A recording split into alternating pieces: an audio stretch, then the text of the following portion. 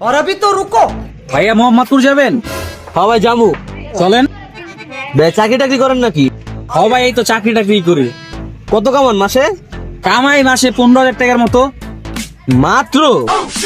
এবার আমি সিজি চালাই তো মাসে 30-40 হাজার টাকা কামাই। উঠেন উঠেন, এই ভাই উঠেন। क्लाइमैक्स अभी बाकी। ভাইয়া বিল কত হইছে আমার?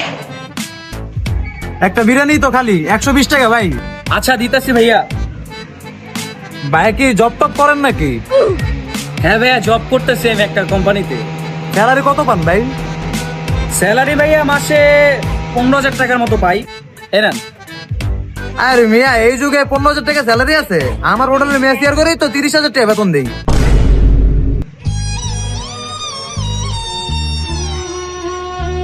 लेकिन एक सेकंड। ভাই একটা রং চা দিয়েন তো। ভাই রং চা চাইলেন? দেখে তো মনে হয় ভালোই চাকরি করেন।